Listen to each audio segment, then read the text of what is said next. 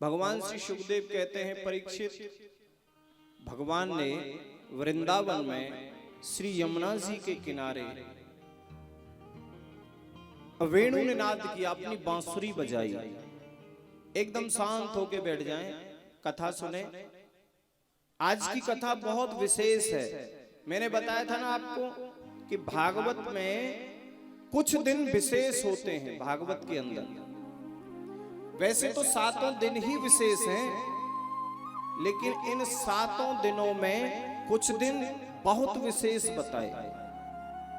एक तो जिस दिन भगवान का जन्म हो, एक उस दिन जिस दिन भगवान का विवाह हो, और एक भागवत का अंतिम दिवस 7वां दिन जो कल है।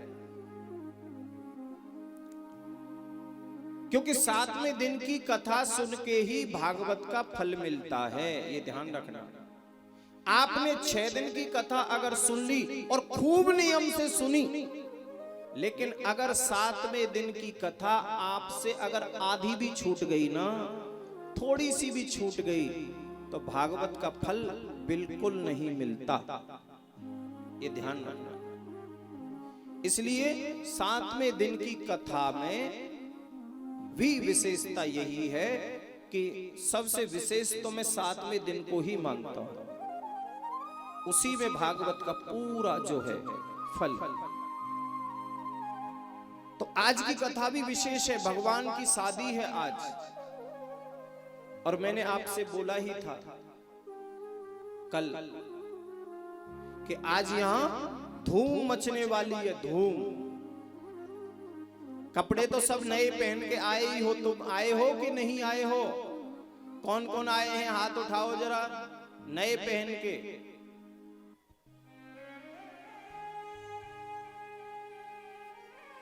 तुम में तो कोई आयो ही ना है, तो हाथ क्यों ना उठा रहे? उठाओ। नहीं, जो नहीं आए वो मत उठाओ। तुम सब आए पहन के, लेकिन मोह तो सब पुराने पुराने से ही दिख रहे हैं। तुम नए हो तो कुछ दिख ही ना। आज हमने अंबिकापुर में छूट दे दी थी। हमने किसी को गेट पे बिठाया नहीं आज। इसलिए नहीं बिठाया कि पहली बार अंबिकापुर में कथा करने आए हैं। पहली बार तो भगवान ने इंद्र को भी माफ कर दिया था, है ना? इसलिए हमने तुमको माफ किया, क्षमा किया। लेकिन यहां वस्त्रों का महत्व तो नहीं है।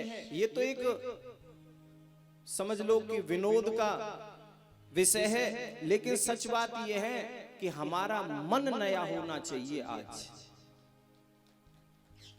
क्योंकि भगवान को ना हमारे वस्त्रों से कोई लेना देना है, ना हमारे शरीर से कोई लेना देना है। भगवान क्या चाहते हैं? हमारे मन को चाहते हैं, मन को। इसलिए मन में नयापन हो, उमंग हो, उत्साह हो। अच्छा, एक बार बोलो जय श्री कृष्ण, जय श्री कृष्ण, जय श्री कृष्ण। आज भगवान ने यमुना जी के किनारे वेणु ने नाद किया, अपनी बांसुरी बजाई। बहुत ध्यान से सुनना, अभी महाराज की कथा, ये महाराज की कथा है। और लिखा है कि महाराज की जो कथा होती है भागवत में, वो भागवत का प्राण है, प्राण, हृदय है। सब सर्वश्रेष्ठ कथा है महाराज। इसलिए बहुत ध्यान से सुने। वृंदावन में बांसुरी बजाई भगवान ने, वेणु ने नाद किया, और यमुना जी के किनारे तो जब बांसुरी बजाई भगवान ने, तो ब्रजमंडल में रहने वाली जितनी भी गोपियां हैं, सबको ऐसा लगा जैसे कन्हैया ने हमको बांसुरी में हमारा नाम पुकारा है और हमें अपने पास बुलाया। ब्रजमंडल की सारी गोपियों को ऐसा लगा कि कृष्ण ने बांसुरी हमारे लिए बजाई है, हमारा नाम पुकार रहे हैं कृष्ण, और हमें अपने पास बुला रहे हैं। और आश्चर्य की बात यह थी कि बजाने वाला कृष्ण है एक, बजने वाली जो बांसुरी है वो भी है एक, लेकिन उसको सुनने वाली जो हजारों गोपियां हैं, उन सब गोपियों को अपना अपना नाम अलग अलग बांसुरी को स्वर में सुनाई दे रहा था, अलग अलग। ये बांसुरी की विचित्रता है, ये बांसुरी की। बांसुरी का मतलब क्या है? वेणु का मतलब क्या है? वेणु कहते हैं बांसुरी को। वेणु जिसके सामने ब्रह्मानंद और विषयानंद दोनों अणु हो जाएं, शून्य हो जाएं, शून्य, जिसको सुनने से, वही वेणु है। जिस बांसुरी को सुन करके जो जड़ वस्तु थी वो चैतन्य हो जाती, और जो चैतन्य वस्तु थी वो जड़ हो जाती थी। भागवत में लिखा है कि जब भगवान अपनी बांसुरी को बजाते थे ना, तो गाय के स्तनों से अपने आप दूध बहने लग जाता था, अपने आप। और किसी वृक्ष के नीचे भगवान जब बांसुरी बजाते